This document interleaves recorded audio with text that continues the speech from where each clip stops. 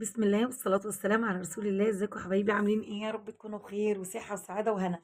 ام اسلام جاي تقول لكم في الله بحبكم. ده ايه يا ام اسلام؟ العيش الشامي يا ولاد، داخلين على رمضان. كل سنة وانتم طيبين. بيتكلم عن نفسه. بصوا ما شاء الله، هو ولا فرن ولا اي حاجة خالص، على عين البوتاجاز. ما شاء الله، بثلاث كوبايات دقيق. ده كمان ايه، جوزي ما شاء الله راح جاي واحفادي كلوا منه حاجة كده سكر. عملت اكتر من 9 ترغيفة بثلاث كوبايات دقيق وبميه من الحنفيه. حاجه جميله. بس اهم حاجه حطوا اللايك والاشتراك فضلا وليس امرا لحبيبتكم وسلام. يلا حبايبي، هنسمي الله ونصلي على الحبيب المصطفى ونشوف مسلمه عملت ازاي. هنا 3 كوبايات دقيق. ممكن تضاعف الكميه وممكن تعمل اقل براحتك على حسب يعني افراد اسرتك. هنا ما شاء الله اللهم بارك. معايا قد ايه؟ معلقتين خل زي ما انتم شايفين اهيت في كوبايه صغيره. هنا معلقه سكر كبيره وربع معلقه ملح، معلقه بيكنج باودر، معلقه خميره، كوبايه وربع ميه دافيه زي ما انتم شايفين. طبعا هناخد الربع كوبايه، هنحط عليها معلقه دقيق ومعلقه السكر ومعلقه الخميره ونقلبها جامد. ليه يا ام اسلام؟ عشان يا حبايب قلبي لو الخميره انت مش واثقه منها، بدل ما تبوظي العجين كده بتجرب الخميره. حتى لو انا واثقه منها، انا بعمل الحركه ديت زياده تاكيد ليا انا وللي قدامي يتعلم منها. هنا ما شاء الله قلبتها كويس وهغطيها اسيبها لما ترتفع اوريكم هي يعني بتبان ازاي. هنا ما شاء الله اغطيها واسيبها بس ايه عبال ما احضر المواد الجافه. هنا ربع معلقه ملح، طبعا ما بحدقش العيش. واحط معلقه بيكنج باودر زي ما انتم شايفين، بيكنج باودر جميل جدا. معلقه كبيره، طبعا انا حاطه ايه معلقتين صغيرين عشان ما حدش فقيك يقول يا مسلمه انت زودتي. وحطيت معلقتين الخل، وحطيت نص كوبايه ميه تاني. يبقى احنا استخدمنا ربع في الخميره ونص من هنا. وافضل اقلبها بالمعلقه طبعا. دي مش هفضل اعجن بايدي بالمعلقه، هعجن بايدي عشان انتوا زي ما انتوا عارفين الحمد لله. نعمه ربنا اداها لنا، الايد بتعرف ملمس العجين وبتحسي بيه. هنا ما شاء الله هفضل اقلب كده لحد ما اجي احط الخميره بقى. هوريها لكم. هنا بصوا ما شاء الله الخميره عملت فقاقيع. يعني ايه فقاقيع يا مسلم؟ عملت زي البلالين كده. هنضف المعلقه وافضي الخميره وابتدي اسمي الله بقى ونصلي على الحبيب المصطفى واعجن بايديا. طبعا لو انت ما عندكيش عيش، ما يعني مثلا اتاخرتي عن الفرن، الناس اللي بتجيب بطاقه، حد طب عليكي على غفله والعيش اللي عندك مش هيكفي، ما شاء الله في ثواني واقول لك طريقه تخمير تخمر في اقل من نص ساعه. بجد بجد انا مجرباها في اكتر من حاجه وعجبتني جدا. هنا ما شاء الله زي ما انتم شايفين بحط كده وافضل اعجن فيها. طبعا هنعجن قد ايه يا مسلم؟ 10 دقايق. طلعتها على الرخامه عشان اعرف اتملك منها وعجينها حلو جدا. لو انا لاقيه العجينه يعني لسه عايزه شويه مثلا سوايل، هقبل لي ايدي، مش هكتر، هقبل لي ايدي وافضل اعجن. الطريقه ديت بتخلي العجينه ما شاء الله عليكي تديكي نتيجه حلوه جدا. بتنعم العجينه كل ما بتعجني فيها، حتى بتخلي العيش عندك كله ينتفخ. مفيش رغيف يبلط منك او يسكع او الكلام ده كله، على حسب الكلمه اللي بتقوله. هنا العجينه لسه ما، بصوا، طالما بتقطع كده منك لسه عايزه تتخدم وتتعجن تاني.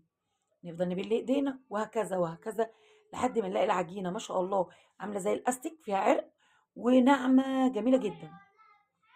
اللهم بارك. كده افضل اعجن فيها طبعا بالظبط 10 دقايق عجن زي ما انتم شايفينها كده. واحطها في الحله دي، حله المونيا او حله ستانلس. ليه بقى يا اولاد؟ انا مولعه الفرن ماشي كده، وهطفيه تحطيها بعد ما يطفي، واقوم مدخله الحله دي في الفرن المطفي دافي. ما شاء الله مش هتاخد بالظبط 10 دقايق واطلعها زي ما انتم شايفين كده. ما شاء الله اهيت.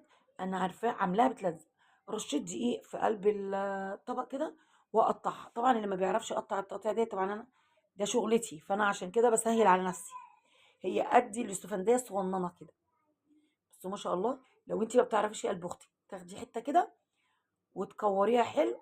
المهم تقفليها حلو وتحطي، بس هي النتيجة واحدة. بس انا التانية اسرع لي وايدي ماشية فيها يعني. عايزة تكبري عن كده تصغري عن كده براحتك خالص. طبعا انت ست بيت وبتعملي اللي يناسبك. لو عندك اطفال عايزة تعملي سندوتشات زي المطعم كده الشامي الصغنن، جميلة جدا. احنا زي ما انتم شايفين احنا كنا بقى اليوم ده هنتسحر، فعملته وسحرنا بيه. بصراحة كان زي العسل. حاجة كده جميلة جدًا، جدًا، جدًا، وموفّرة. ويعني أقول لِك حاجة، بتنجز. حد طَب عليكِ على غفلة بتستر البيت، ما شاء الله. هتطلّعي كوبايتين الدقيق تعجنيهم، وطبعًا كُلّنا بيبقى عندنا كيس خميرة، ده الكيس ب5 جنيه، بيبقى مركون وهنا مركون، بيبقى عندِك خير في بيتِك. تطلّعي في ثواني تعجنيه وتبقى زي الفل. طبعًا عجناه وغطيناه 10 دقايق، بيرتاح 10 دقايق، كل مرة بين المرة والمرة 10 دقايق بس.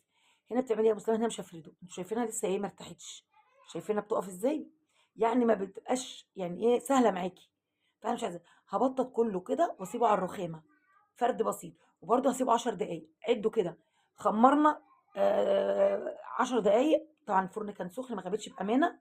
قطعتها قعدت 10 دقايق، فردتها بسيط كده قعدت 10 دقايق. هافردها تاني واقعدها بقى، افردها بقى بالفرادة واقعدها 10 دقايق.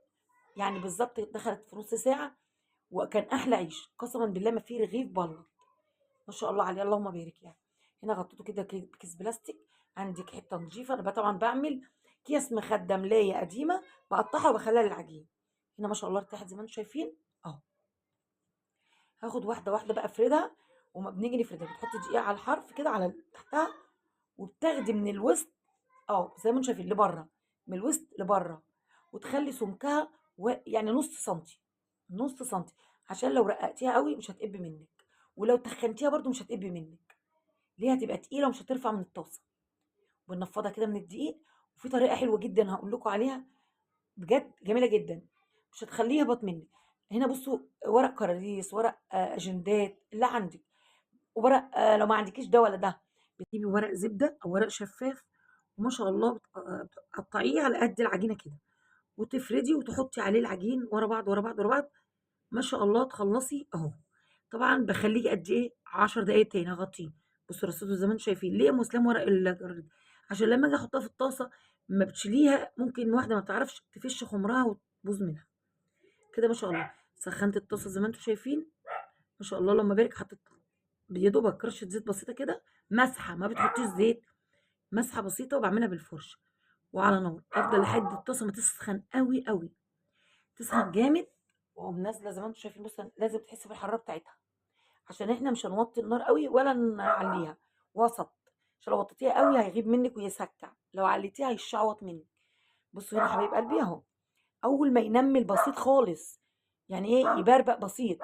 بصوا مش لازق في الطاسه عشان الزيت، تقلبي، تفضلي تقلبي اكتر من مره لحد ما ينتفخ منك. بس اوعي تعملي بمعلقه يا حديد او حاجه زي ما انا عملته، ويعني ايه اتخبطت فيه ولا حاجه وفس يعني، ففضل التهويه اللي فيه. مش عارفه اعبرها لكم ازاي. بصوا ما شاء الله، كل ما بيخمر بتخبطي على الجنب اللي بيرتفع عشان كله يرتفع اهو.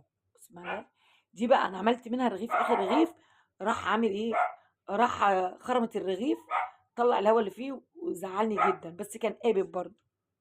معلش والله باي مزعج. كم مره امسح الفيديو وارجع اصوره تاني، امسحه وارجع اصوره. بصوا العيش يا ولاد ما شاء الله اللهم بارك. انا عايزه اوريه لكم، مفيش رغيف ما قبش، وعلى عين البوتاجاز، مفيش اي حجه تقولي بوتاجازي بايظ او اي حاجه.